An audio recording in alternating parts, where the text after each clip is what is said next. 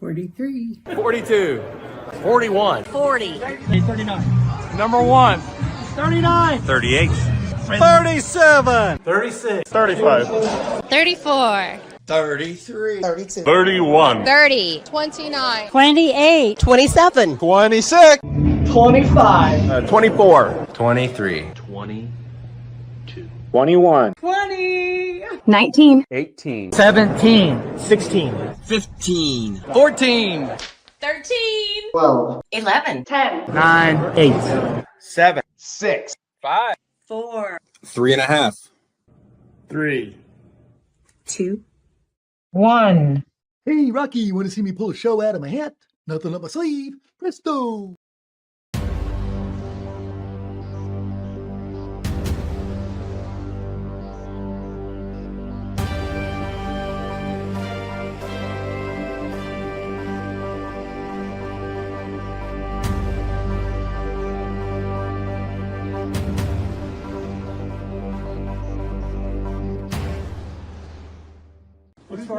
As far as you're concerned, is this done and over, or is it going to be revisited? I think, we can't revisit it this session because this is a bill from the 2026 session, and we can't revisit it this year. Hi, and welcome to the Mouthwash Talk Show, a minty, fresh take on politics. And I just wanted to show you my awesome press pass. So last Tuesday we had the show. We had Micah Beckwith on and Rodney Pohl, a Democrat up north, and Mike Young on talking about the redistricting. So Wednesday and Thursday, I was down there at the State House playing reporter, and it's sort of fun. But I'll tell you, it's stressful. I've had less stressful days laying bricks than doing that. Here we are. It did not pass. Good, bad, ugly, whatever you thought. It didn't pass. So now we're on to the next thing. So, but tonight, I thought, well, you know what? I'm going to give my friend Curtis Hill a call and see if he'll come on the show. And I did notice that he did a little interview with Micah Beckwith. And so we'll talk about the clean needle exchange, because we've had some experience with the Narcan and the clean needle exchange here at the Mars Hill Art Center in Mars Hill. And we had to make some decisions on that. So we'll talk about that. And, I sort of laugh about all the show prep we do here. So literally, I have not talked to anyone, but they're all backstage before the show started. I saw Curtis popped on about 2 minutes before. And as you know, Witty Reviews, I do produce that before this. And I talked to him a little bit too long. And so here we are. We're having a show tonight. We're going to talk about a lot of things. One of the things I wanted to talk about is the condition of the Indiana GOP, the grand old party, the Republicans. It seems like, they had 21 vote against the redistricting and a 19 vote for it. That's not an even split, obviously, but I think there's a lot of different moving parts on how this happened. There is, people, Republicans within the party call each other rhinos, Republican in name only. There is grassroots. There is the establishment of the party says that they're the grassroots. There's just a lot of stuff going on. And then you sort of have the Democrats wandering around out in the wilderness as the non-supermajority in the House and the Senate, trying to find candidates and relevancy without just complaining about the other side.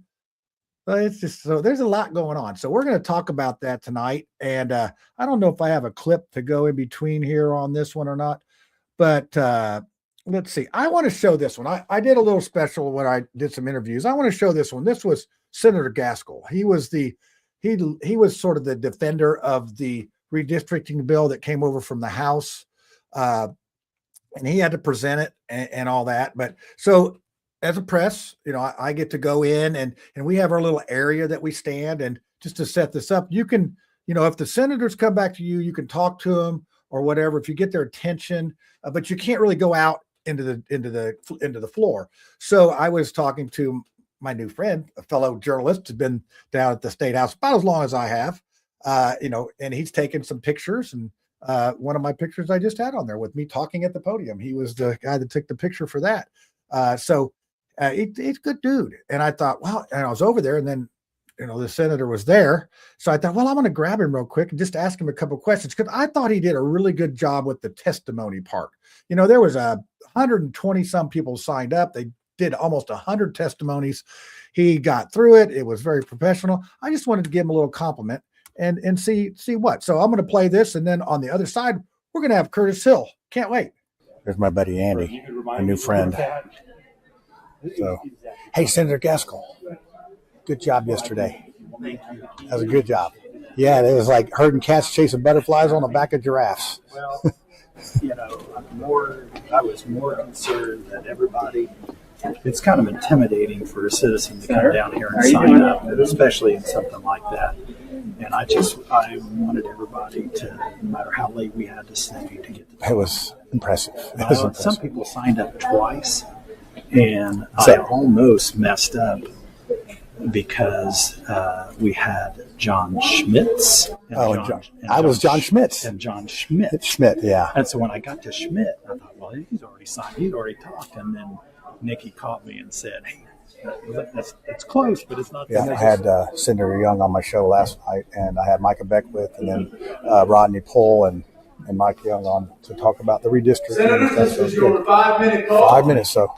My big thing here is that although I want to win this, and I'm going to give it all my effort, my primary allegiance is to Jesus, and that's number one. No matter what. Yeah, and we know who wins that. That's right. That's right. Yeah, it's not going to change eternity. And we know where we're going, and it won't take us long to get there. So I do. Oh, wait a second. I got so interested in watching my own video, Curtis. I forgot to put you on the line here. So, Curtis, how are you? Is it like frozen tundra up there in northern Indiana? It's a little chilly. But we're used to it. Yeah, that's right. The lake effect. Now, do you get lake effect? You get the. Yeah, we do get lake effect. The lake effect usually makes its way through St. Joe County, and it's hit or miss to get all the way to Elkhart. So sometimes we get a pass, but oftentimes we get hit with 6 to 8 inches. Yeah, see, I got my new background there with the snow we got this weekend. And, I like to compare fresh snow to it's like it's the earth before man comes. And then you look about 3 or 4 days afterwards, it's all tracked up, it's dirty, it's plowed. And, anyway, we don't want to get all spiritual on the show. We've already had Senator Gaskell, he just caught me out of the blue with that one. And, on the floor, he true to his word there too. So, I know you've been around the state house and stuff, and you see people say prayers and they talk about these things. That famous Gandhi quote, I like your Christ, but you Christians are so unlike him. Is that sort of what your experience down at the state house? How did that go as far as people, say their faith, but did they show you? There's certainly some of that. I don't want to go negative on a lot of people. There are some folks who take the spiritual route because it's politically the route to take. And that's part of what's wrong with politics, is that people aren't always real, aren't always who they're supposed to be, and a lot of that phoniness comes out sometimes. But having said that, I think there are a number of people in the state house who genuinely are good faith Christians that do put Christ first. So I don't want to suggest that it's all bad. No, there's some wonderful people down there, but there are some folks down there who probably should take a different approach. Yeah, well, it was just very interesting. I compare it to, having a press pass. I compare it to, going to the game, sitting in like the front row, or watching it on TV. You really don't get the whole ambience of, watching the feed, but when you're there, you see who's moving around and what's going on behind the scenes and who's over there twisting somebody's arm. And it's like watching the sausage being made. So, but other than that, how you doing? I see you out doing a couple interviews. Appreciate you taking time on our show. You're one of our favorite guests. So I think Lucy, one of the panelists, said, "Hey, we need to get Curtis Hill next week." I said, "That's a great idea. Let me give him a call." So here you are. Doing well. Getting ready for Christmas. Waiting for a couple of my kids to come back for the Christmas holiday. We'll have 4 of them out of the 5. My oldest daughter lives in Paris, and so she comes out in the summertime and doesn't quite make it for Christmas. But we'll have 4 of the kids here for Christmas. So my wife and I just went out and got the tree 2 days ago, and that's quite the chore. I'm on my back You're a sawing. good man, Charlie Brown. I'm cutting the tree out. So we're You're cutting out of your neighbor's yard. It was tough. They had to wait no, for no, him to leave. I went to the tree farm. Oh, okay, good. I got a legitimate leave. It was a lot of work. So your daughter that lives in France, does she go wee all the way home? Oh, that's a different nursery rhyme. Sorry. She speaks fluent French. She's married to a Frenchman who's a wonderful kid. We love him. He's fit right in. So they're very, very happy. And if your children are happy, you're happy. That's right. Happy wife, happy life, and it goes right on down the food chain. So I'm going to bring on the panel. Let's get to it. Me and you could chit chat forever. People didn't come on here to hear us talk about our stuff. They didn't? Well, maybe they did. Let's see what we have here. Okay. Who's echoing real bad? Is that you, Brad? I'm gonna have a talk with him every day. Not Tiffany, I don't think. No, it's Brad. Let's see. I'm gonna mute you, Brad, for a second. Okay, do we have an echo? It's Brad. Brad, you got to get you some earbuds, my brother. It's so quiet here right now. Well, you're echoing back through to me. Is anybody, Tiffany, do you hear the echo? Yes, I do. Feel it. Whoa. Okay. Either turn your sound down or go to settings. This is why, to Curtis, this is why if you don't have a host, pregame, things like this happen. I'm not echoing. Oh, yes, I am. It's Brad's going through it. It's not Lucy. See, now we're good. Hey, can you turn your sound back? You need a piece. That helps too. Okay. See what you can figure out. I was going to say you could listen. Anyway, try to figure it out because you're really echoing bad. So now he's not echoing because nobody's saying anything. Is it echoing now? No, it's good, I think. No, it's still echoing. So your speaker is either too close to your microphone or I mean, it's all part of the same computer. So I see. Go to settings and take off echo. So and if you have some earbuds, that would help. Okay, too. well here I'm gonna log out and do it so you guys can keep talking Right, and good. stuff. Yeah, thank you. All right, Okay. good. So now look at us. Boy, I just love being a producer and everything here. So all right, well, hey, let's get started. Lucy's I think she might be in transit a little bit. So we'll grab her when we grab her. But hey, Curtis, we got some news. Tiffany's running for the Senate. Well, she's exploring running for the Senate. What do you think about that, Curtis? Well, I didn't know about this. Tiffany, why don't you tell me what's going on? Yes, sir. So last week, my state senator, Kyle Walker, announced that he was not going to run for re-election, and that just opened up an amazing opportunity for me to continue to serve the state of Indiana in a different way. You'll remember 5 years ago, I was part of the caucus when Jim Merritt retired and had the opportunity to jump in and share some ideas about how to improve the lives of Hoosiers. And 5 years later, I'm smarter, wiser, better connected, and have the opportunity to jump back in. So I'm exploring. I'm trying to be very thoughtful about the next step. It's a big step, but I'd love to get your insight. Well, I think definitely go for it. I remember when you were when you were exploring it before, and you seem to have a lot of support. I would think that your support has only grown given your experiences in the last 5 years. So I think it's an exciting time for you. I'd love to see you do it. Thank you, sir. I appreciate that. So having lots of phone calls, gotten a lot of really positive feedback, and building that financial pathway to success. So. There you go. Yeah, well, I heard since you're doing now this can be a bad joke. This is a boomer bad joke. Since you're doing an exploration on your thing, are you going to get Yukon Cornelius to be your exploratory committee chairman? Probably not. He's good at getting Bonnable Snowmans. She probably doesn't even know who Yukon Cornelius is. She's too young. Yeah, you can say it better than I can. Was he in Rudolph the Red-Nosed Reindeer? That's right. Yeah, Rudolph the Red-Nosed Reindeer. Yeah, and he was the Abominable Snowman. He was the guy that was helping, go to the North Pole and all that. So He had on the blue outfit. He was Well, he'd throw his little ice pick up in the air and it would land nothing. He was always out exploring for something. So maybe he never found anything. So maybe that's not a good idea. And John, I do have to thank you, being on the show the last, 3 or 4 years.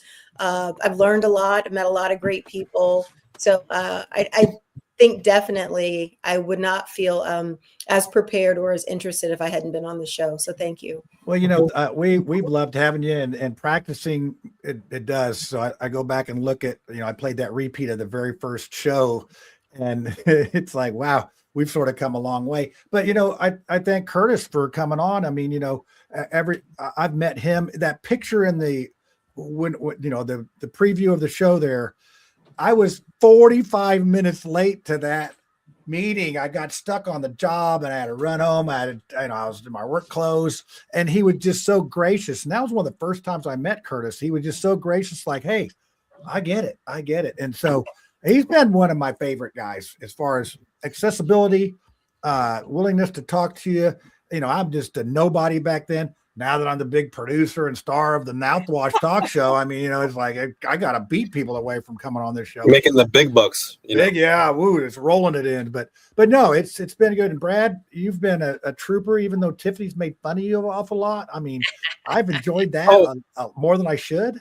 But I love going toe to toe with Tiffany. It's I look forward to it every week. I think she is taller than you, so I don't know. Yeah. Oh yeah. Curtis, one of the things that I often repeat what you said about there's two kinds of people in jail. There are people that we're mad at and people that we're scared of. And I love how you just would always, when things are chaotic, you always bring people back to the rule of law. And I appreciate your common sense approach to a lot of issues that can really stymie people. So thank you. I think it's important for people to think through their positions and to try to be able to rationalize things. I think that many people don't realize how close they are into their opponent's position, that if they just talk a little bit and think it through, we'll find some common ground. Oh, so I'm interested to, and I know we'll probably get to, but I'm very interested to hear your spin on redistricting and what you think, because I can imagine what it probably is, but I'd really love to hear what your thoughts are. Well, the biggest concern I have, and I think that this gets to the basic of what John and I were talking about tonight, is how divided the Indiana GOP is, and how that's not atypical for our party. It's been a long time problem, and I think this issue of redistricting has brought it to a head. Why in the world, when we have so many elected officials in office, so much apparent authority, we can't resolve conflict in a more meaningful way, in a way that brings us together as opposed to tears us apart? That's the struggle that I think the Indiana GOP has had for several years. Despite a supermajority, we find ways to screw it up. And right now, it's one of those ways. As we're going into the 2026 season, I can't think of a time when it's been more divided. And it doesn't matter what your position is, whether you're pro redistricting or anti redistricting. The problem is we have a party that is imploding at a particular time when it really needs to be pulling together and being strong and supportive going into the midterm elections. Yeah, that's exactly right. Now I know it's breaking Brad's heart to see the Republicans going in the dumpster, but Brad, what do you? I mean, the Democrats, the few that are up there, they're really trying hard. They're having really good ideas. They're trying to be relevant, but I don't really see the opportunity for them really to pounce on this. I think the primaries are going to be very interesting. I think most Republicans too would rather vote Libertarian than Democrat. So I think there's partly that. Also, Senator Gaskell is my senator. In his speech, I was watching the the debate on the floor on the Indie Reporter YouTube, and I called it that Mike Gaskell was going to say, "Oh, Charlie Kirk," something about Charlie Kirk, and tie him into it. And sure enough, in his last minute, he added that in there about, everybody's been paying for the left's ideology, and so we owe it. And it was disheartening to hear. But I kind of want to ask Curtis, do you guys think that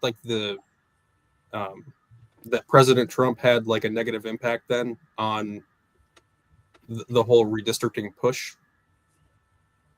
Well, I think it depends on your perspective. I think for some people, he was the only reason that people were interested in the redistricting to appease or to satisfy his request. For others, it was a different approach. I think that many people on this topic have not given us what they truly feel.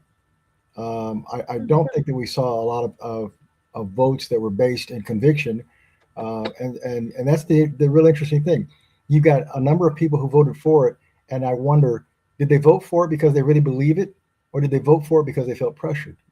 And then you have people who didn't vote for it, and it's hard to find a solid rationale for why they didn't vote for it. So there's a lot of unanswered questions about what people actually feel, and that's what I find to be the most troubling. We don't know where these people are. We don't know why these people are, and that's very confusing. And these are folks who we send out Indianapolis to get the work of the people done on our behalf. So what I'm looking for is conviction.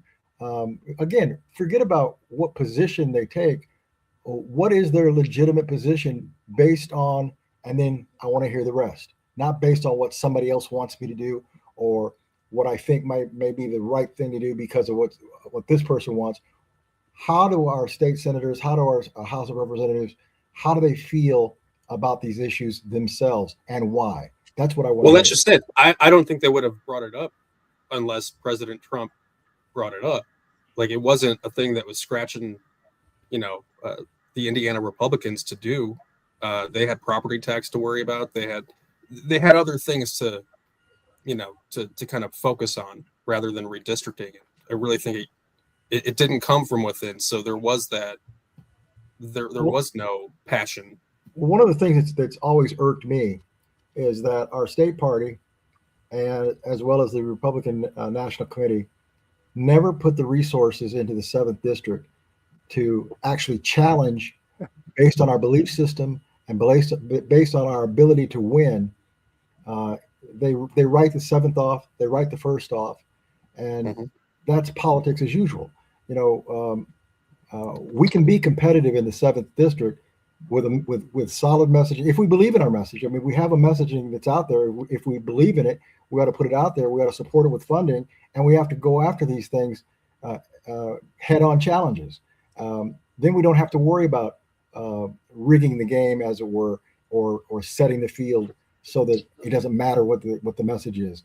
That's what disappoints me the most about our party, is that we fail to take advantage of the opportunities we have in the 1st District and the 7th District to go head to head, and we write those off as if they're unwinnable. Those folks who live in those districts deserve to have the same type of leadership as the rest of the state of Indiana, and it's our responsibility to persuade them that our leadership is correct. Yeah, I think Curtis Hill for Senate for the District 1 next for this coming up. Not my district.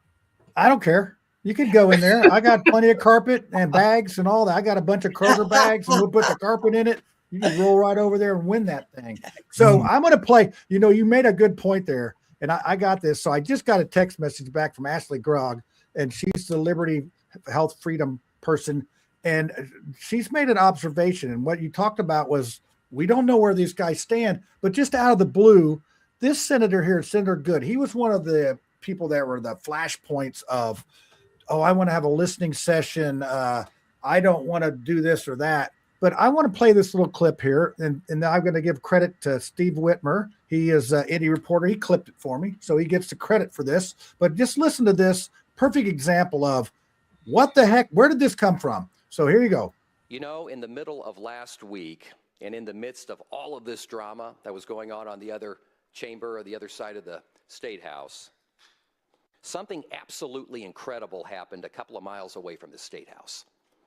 Two great Hoosiers, Eli Lilly President Dave Ricks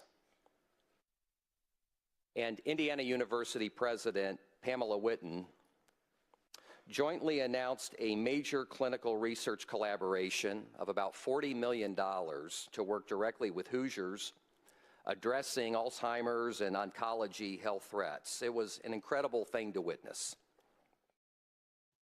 Okay, what the what? Now, Lucy, I know you're our health and wellness guru here with oceans and mixtures. And what did you make of that? And then Curtis, I want you to chime in on that. That just was sort of out of the blue of basically a commercial for Lilly, if you know of anything else. I don't know.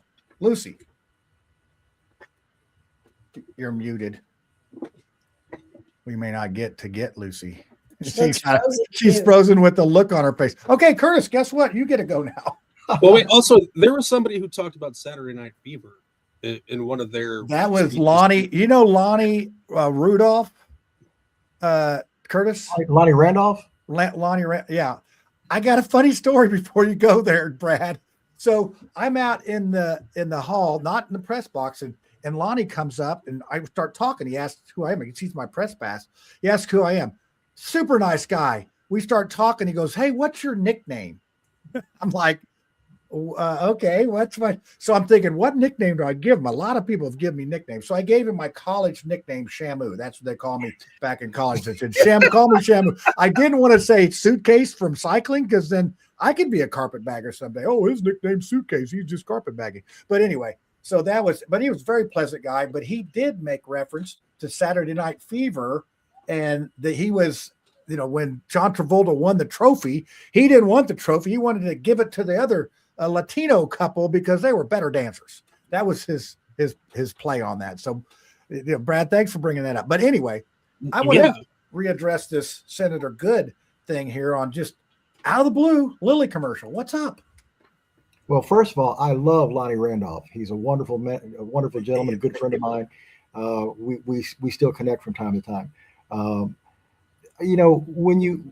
When you talk about people who are political, who knows why things come out of their mouths? I mean, I don't know the context in which Good was making that reference, so I can't really speak directly about it. It seems like he was name dropping the Lilly and the president of IU and $40 million, and so okay, I guess that's a positive thing. Certainly, if there's research monies going towards the eradicating Alzheimer's, I think that's a wonderful thing. I don't know what the context was in terms of did it relate to what else he was talking about? Yeah, I think I saw one speech was about they didn't want to be included in, it might have been in his, they don't want to be included in Boone County and have to deal with the IEDC and the LEAP project, which is contrary to a commercial for Lilly because Lilly's got a big research place going up there. So it just, the whole thing, it seemed very contrived. And I had a lot of respect for anybody that got up and gave testimony, but there was probably, I would say there's probably 20 Republicans and 2 Democrats that didn't even get up and explain their vote and just sat back there on their hands and then just voted no or whatever, just to be quiet. Don't see me. Were you surprised by it, John? By the vote, I thought it was going to be closer. I thought they were going to get closer, and I really thought on Wednesday when I was there, when they were doing the second reading, everybody's all high-fiving and laughing. But when I walked in Wednesday, it was a lot different. I could feel a little bit of tension, and you could see people were tight, and they weren't. You could tell stuff was going down, and I could almost sense the pressure on some of them. There was one guy, I can't remember his name, but he got up and he was just anguished. And I think he's threatened not to run again 3 or 4 times, but he was just anguished over this whole thing. When Liz Brown got up and spoke, the hecklers, that's what we were talking about. There was some hecklers that had to get thrown out. And at the press group, you can't see up in the gallery. So you just have to hey, who's getting thrown out? But I think a couple of them got thrown out. And then there was a threat that the whole gallery's going if you can't behave. It's like that old saying, if you kids don't behave, we're pulling this car over. It sort of surprises me that there wasn't more organization or preliminary work done to sort of consolidate the messaging. I mean, when I heard that the governor was going to call a special session, I presumed that there was something that had been worked out with the House Republicans and the Senate Republicans, and that redistricting was going to happen. And then when I heard that that the senators, the Republican Senate, decided it wasn't going to come, it sort of threw a monkey wrench into that concept that, okay, maybe they're not talking. And that's, to me, the most surprising thing, is that we would go forward with an effort towards a special session without having our ducks in the row to understand what our outcome is, what our end game plan was. And I think that left a void in leadership. Right now, everybody's pointing the finger at everyone else, and I think it's going to be interesting. But we're in deep need for leadership going forward through our party and at our state level. Yep. Well, saying that, well, it's got to be Braun, though, right? I mean, he was the one who called for it. And I can't remember. Was it a special session, though? No, it was regular session. Originally, it was going to be. And what they're going to do is they'll take these days off of the end of the session. So they'll probably end around March 1st instead of March 17th or whatever. But you say they really do work. They work too hard for us. Yeah, it is nice. Well, it's a short year. There's no budget. There's no money. Every year should be a stinking budget year, but that's a whole different show. But Curtis, you did a great segue. I wasn't going to play this one, but this was Democrat Ed Delaney. I caught him on the way out, and I want you to listen here when he talks about. I asked about the messaging because the messaging was bad. The word I was going to use is not good. Nobody wanted it. And but if they would have messaged it out of the gate, I'll give you an example. So District 7, we have 2 congressmen in 7. Well, if we have redistricting, we'd have 4 in Marion County. We'd have 4. We'd have 2. We'd have double up our spending, our chances to get funding. So but that's just an example of how you could make it sound like, hey, this is a good thing. But here, listen to this. This Ed Delaney, couple, I caught him on the way out. Very, nice guy. But listen to what he talks about, and he'll talk about how they did their messaging. You got to be happy with the results today. I'm gratified. I'm pleased. I'm not jumping up and down because we got a lot of work to do, but we can do some positive work. That's the difference. This is the issue. Are we going to just sit here and fight with each other about nonsense in politics, or are we going to get onto the task? What are we going to do about young people buying houses? What about people who need preschool? What about the preschools that are closing? Things like this. I hope we're going to talk about real things. So, do you think that now with this, because it was 31-19, it's when you have the Republicans voted against this. I think the constituents had a lot to do with it. Let me say that. I really believe in having a referendum. What we did, and I'm proud of this as a Democrat, we decided to work the town hall business as hard as we could. And we had outside groups that wanted to support us, but we fundamentally did it. We went out and talked. And we found out that people were interested, and they also were opposed. So they took over. They showed up in the thousands at the crowds. They sent the emails and stuff. So we kind of gave them ideas or arguments and encouraged them and maybe brought them together. But, I'm so proud of it. This State House actually acted as a center where people come to make their point of view. Yeah, I think on the other side of that coin, I just personally, I think that the Republican messaging was just awful. They weren't happy. I said they didn't like this. They didn't want to do this. Do you think if they would have come out with the proper messaging earlier, they would have had a possible chance? No way they were going to get it done. To act immediately. So they didn't act immediately. Once they did this was hopeful.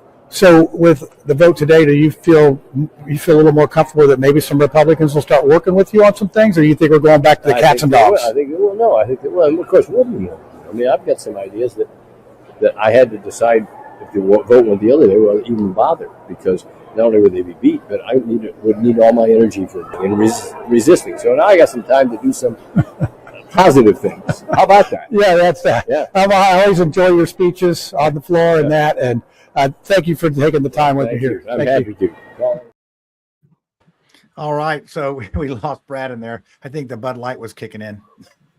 So he'll be back. He'll be back. So I think he had some good points there. So there he is. He's back. He's back. So Curtis, what you heard there, it's just, what did you think about that? Well, I don't think Delaney's relevant to the process, or that the Democrats had anything to do with it. I think this is all a Republican thing that needs to be sorted out. It's a supermajority, and it's a super screw up. I think we have to get our house in order. We have to work together. We have to to your point, messaging at the beginning of this thing was absolutely what was necessary. Determine if redistricting is appropriate to do now, then make the argument, make the case, and work on persuading the public to be on your side, so that you don't have this this pushback. If redistricting is not in the cards, make the case. The bottom line is, these folks have got to quit going down to Indianapolis and voting and then not defending their vote, and not standing by their vote, and looking as though someone else is pushing the buttons for them. That's how it looks to me. It looked like you could see the strings. You could see the strings. But Curtis, don't you think that the constituents did have the biggest impact? I know how you said like the Democrats really didn't have like a part in this. I think it was much more constituents on both sides. I heard from a lot of Republicans that did not want this because they thought it was just kind of pointless or unfair. No, I don't think the constituents played in this game at all. I think really. What played in this game was Washington D.C. leadership, Indianapolis leadership. I think it's a very closed circle. I think that's why you're not hearing a whole lot of detail about positions. I think it has very little to do with constituents and more to do with the leadership in D.C. and the leadership in Indianapolis. That would be one of my things that I'd say, because usually they'll ram something through. If they want it, they damn the torpedoes, we'll get it through. That's sort of what my mindset was, that, if they really want this, it'll get done. They'll figure out, they did it in the House. They let certain people not vote no, and they got it done. But this one, 21 of the Republicans, they only needed 6 more, and it was I really done. think the House did what they needed to do to punt it ahead. Usually it goes the other way. Usually the Senate sent it to the House to die. Mm-hmm. So this time they just did the backside. Okay, so I want to shift gears, Brad. I want to shift gears. We're gonna that horse is in the barn and put away. So in the recent news here, and Curtis used to be the AG. So our current AG is suing the porn companies for, I don't know what he's suing them for, but so what what do you think about that as a former AG? Is that what's the meaning behind this, and what's the purpose, and what does he hope? You're going to have to enlighten me, because I you didn't know? Okay. No, So we don't do porn in Northern Indiana. I'm a state house reporter now. I got my ear to the ground all the time. I can get it. I get it. But basically, he's got a lawsuit going against the online pornography sites, saying that they are not protecting children enough. So we do have the law where they have to go online and make sure that whoever's viewing their product is 18 or over. So apparently they aren't doing that well enough, and the Attorney General decided that he's going to sue for that. I just wonder, correct me if I'm wrong, the AG's job is to defend the state in any kind of procedures. Is this within the guardrails? Well, not knowing anything about the lawsuit, I can certainly say that it's certainly within the guardrails of the AG's responsibility. Okay. To identify things that are contrary to the public safety of children. If there's a responsibility that any entity has to not engage in pornographic material, or to protect children from that, and one can make a determination that there's a violation in that regard, I see that as an appropriate avenue. I haven't looked at the actual. I don't know about the actual case and the circumstances, but in terms of is it appropriate for an attorney general to engage in legal activities that would arguably benefit Hoosier children? My first answer is yes.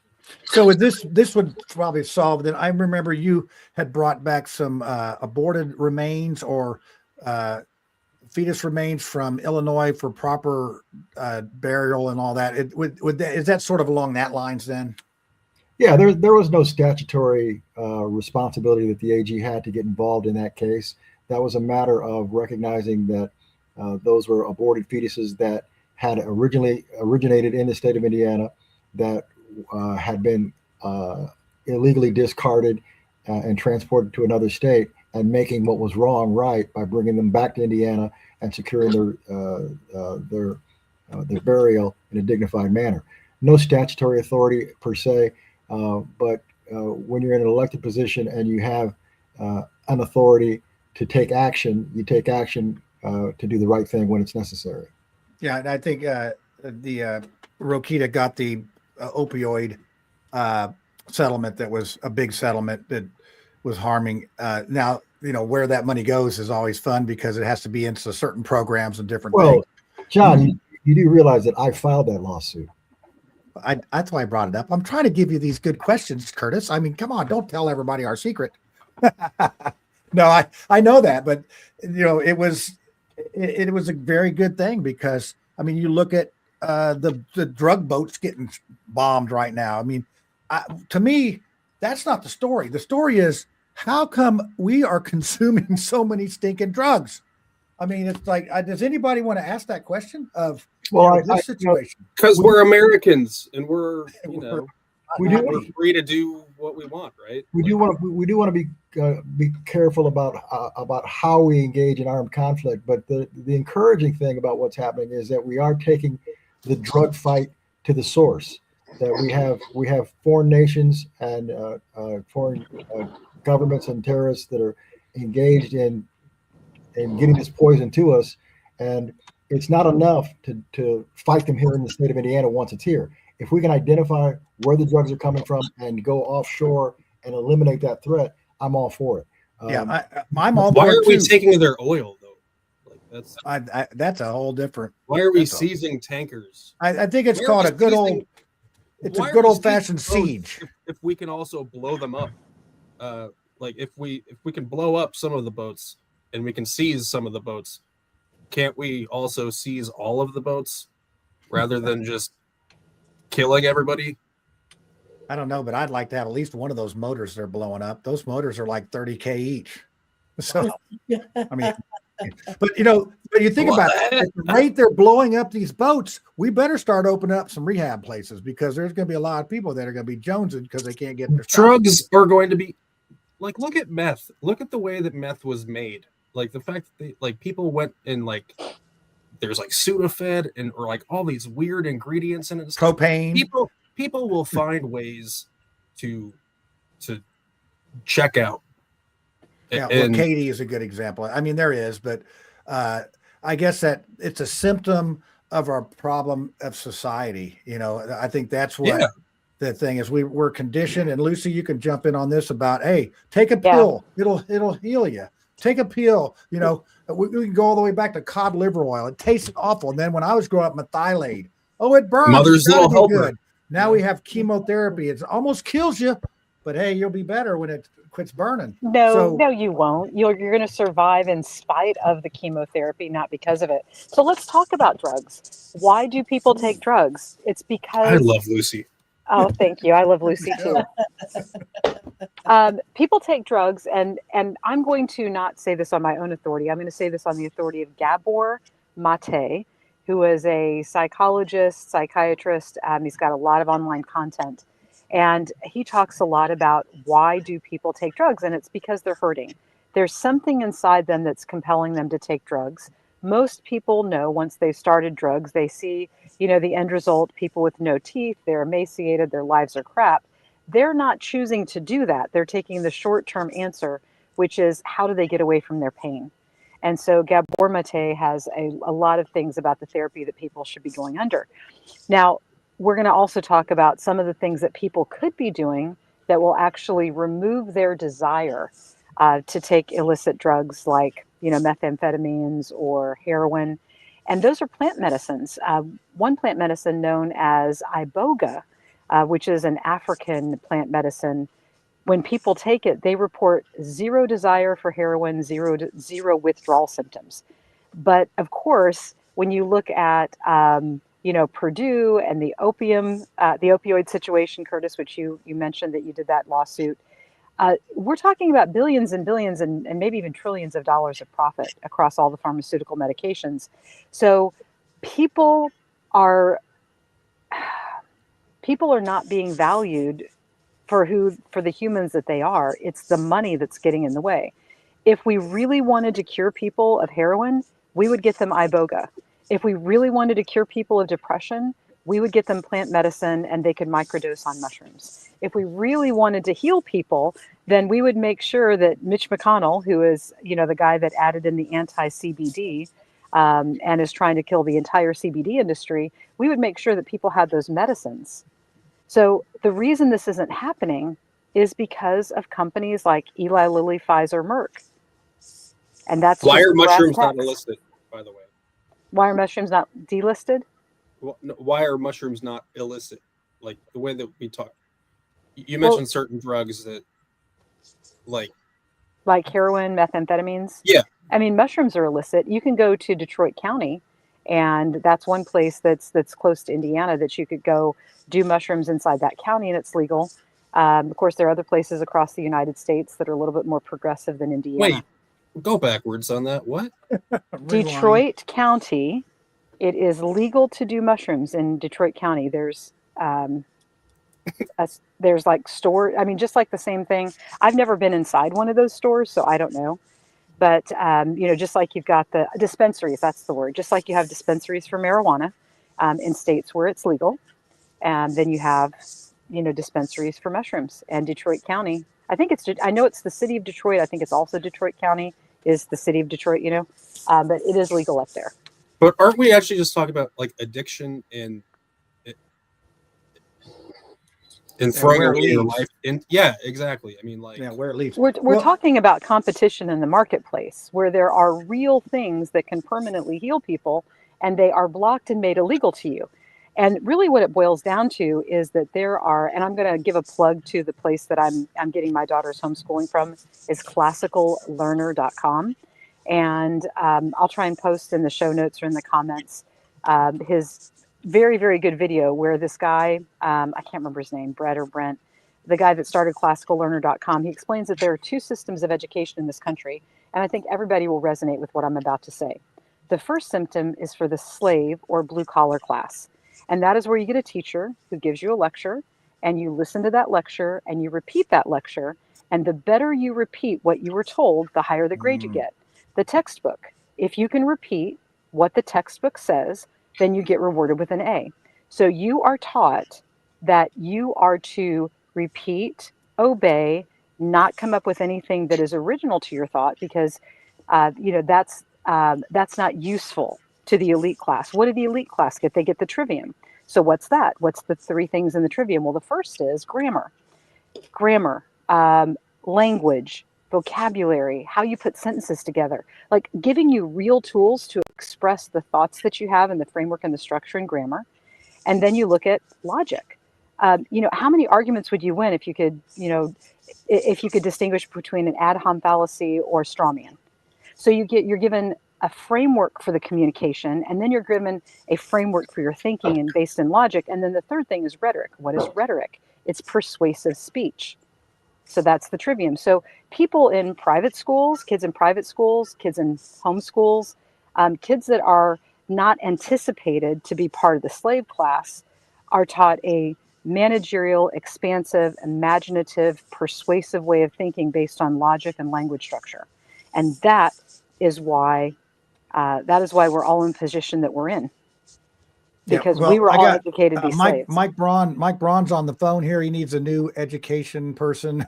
You're to report tomorrow for work. So yeah, you're exactly right.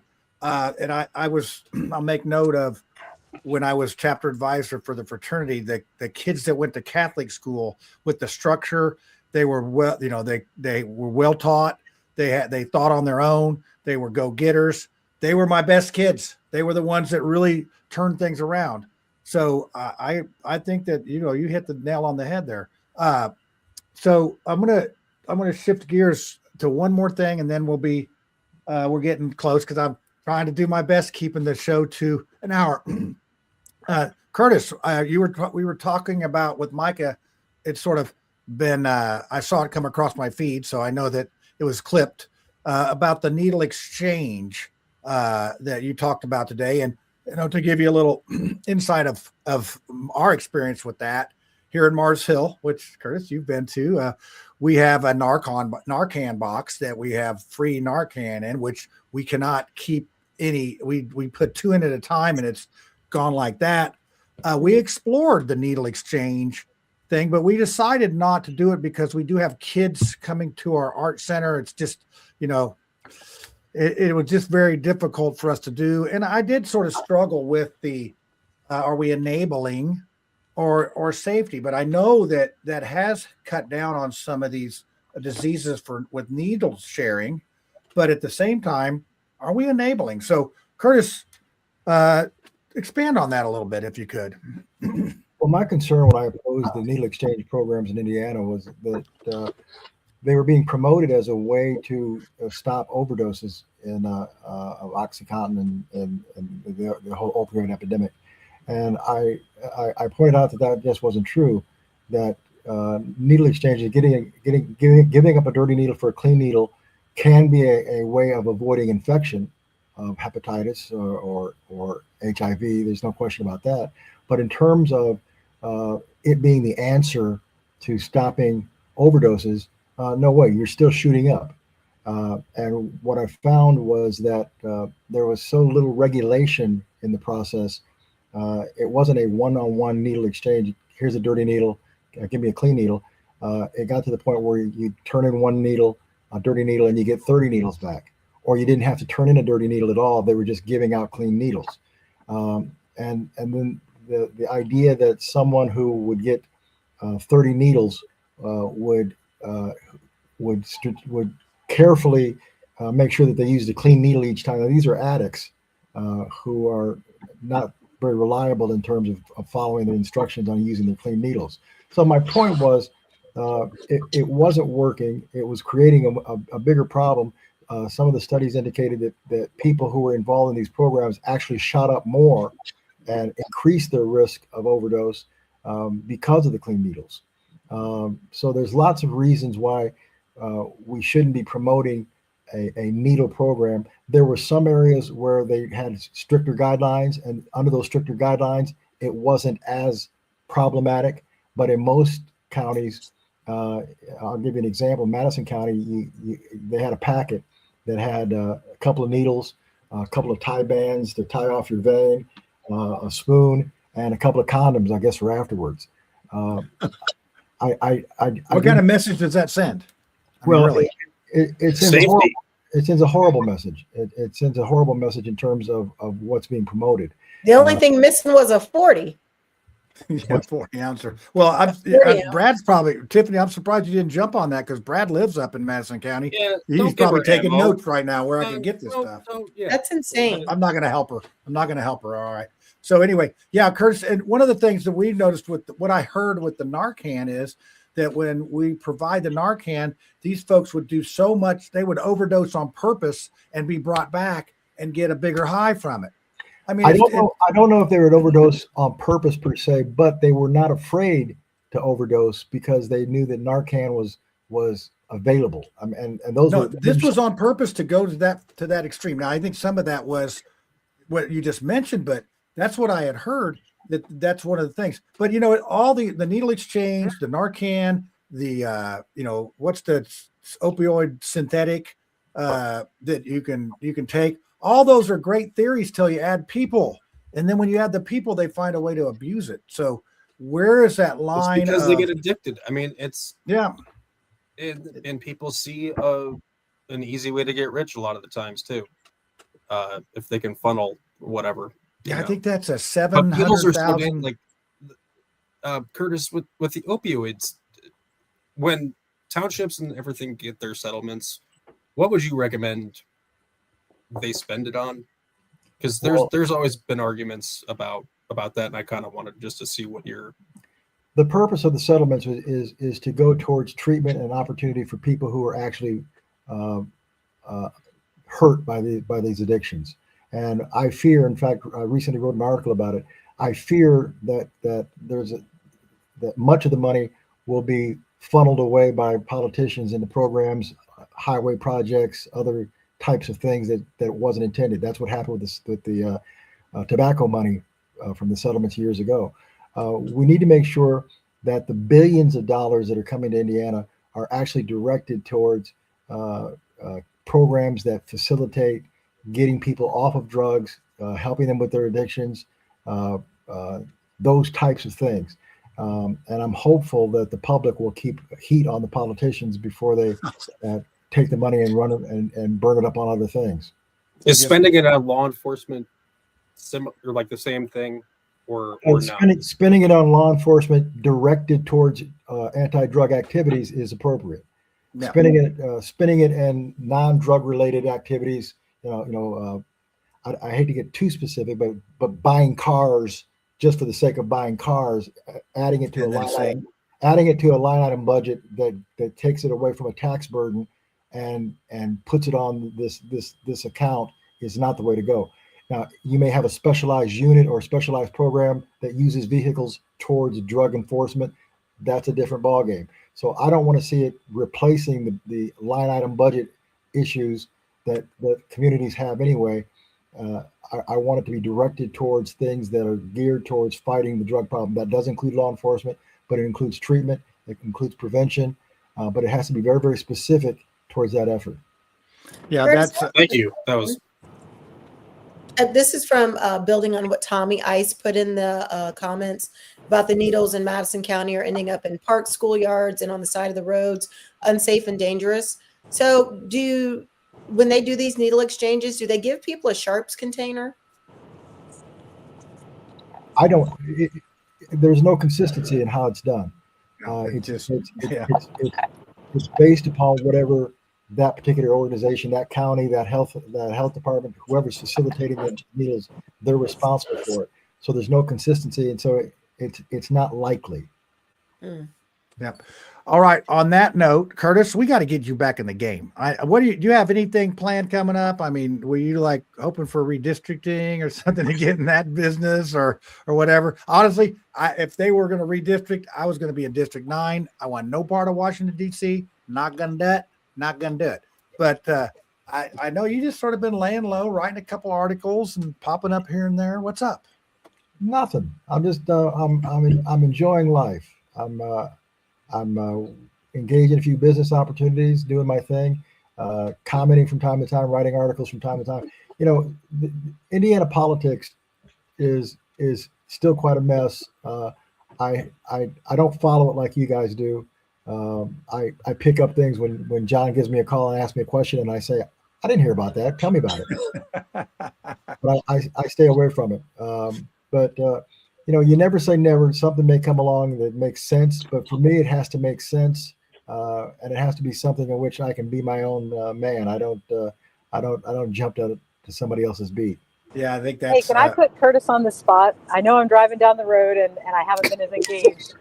But other than that, before you go, so Curtis, I made a pretty bold claim, and that bold claim is that there are plant medicines such as iboga, which is from Africa, where people, after using it, report that their heroin addiction is completely solved. They no longer have a desire for it. They never do it again, and they are able to do it without withdrawal symptoms. So let's consider that what I'm saying is true. And if what I'm saying is true, then wouldn't it make sense to have clinics in this state where people who desire to get free from heroin or other substances to be able to take iboga? It's difficult for me to answer that question based on a if it's true type of concept because I don't know that it is, and I don't know enough about it to answer directly. I'll put it in the context of marijuana.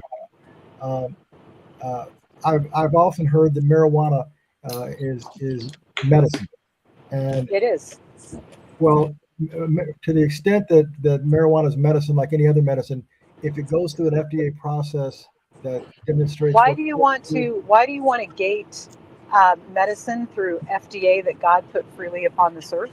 I mean, you're not trying to gate broccoli and it has sulforaphanes, and broccoli sprouts have 30,000 times. Nobody likes broccoli. We have a system. We have a system where we have standardized our. No, we have a system that is held captive to Pfizer and Merck, and unless they can patent a molecule and make money off of it, then they suppress and take away medicine from people.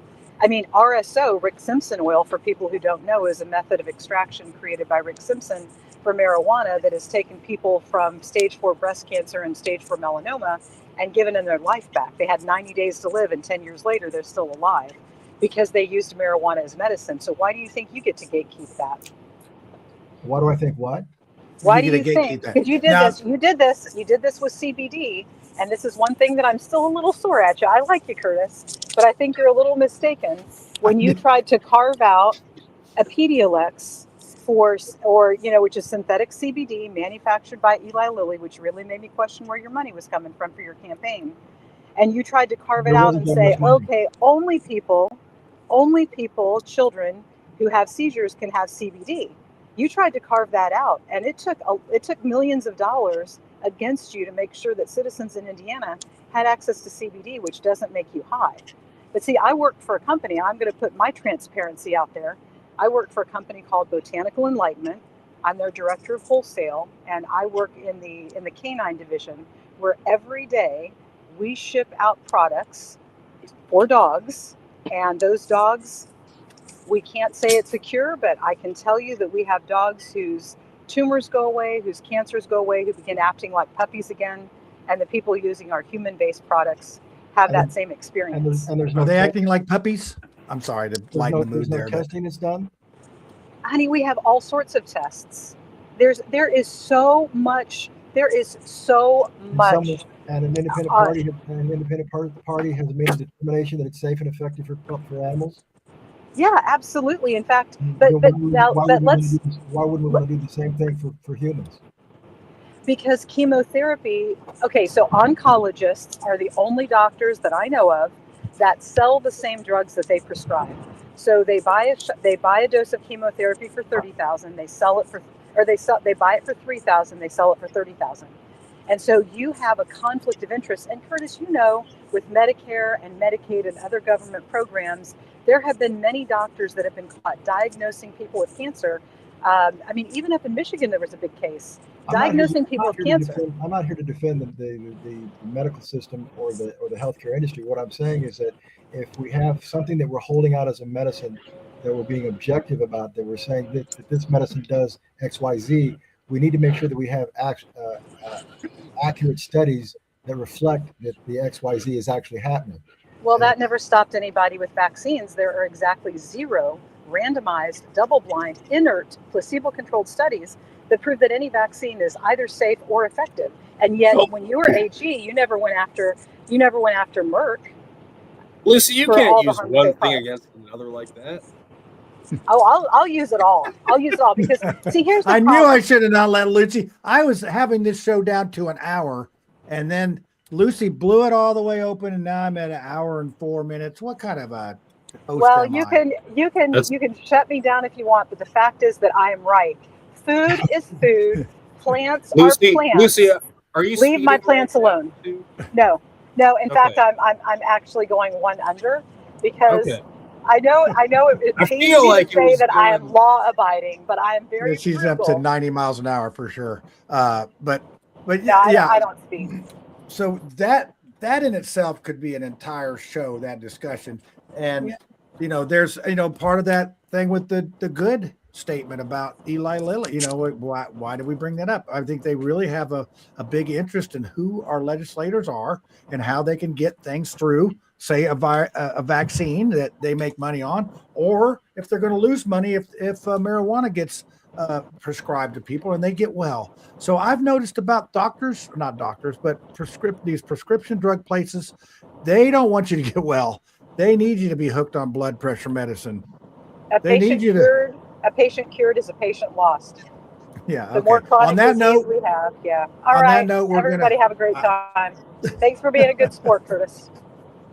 He's always a good sport. Curtis, thanks for coming on, and thanks everybody for watching. And you know, we're coming up on our 5th year of this thing, and it's been interesting. We've seen people come and we've seen people go. And Curtis, you've been here the whole time. I mean, you've been pretty much in every 100th of episodes. This is 251 or 2 episodes. So I think 258 would be exactly 5 years, but I think I lost track for a couple in there. So we're real close to it. And Tiffany, you've been with us for quite a while too. And Brad, I mean, I can't get rid of you guys. So. No, I have nothing better to do.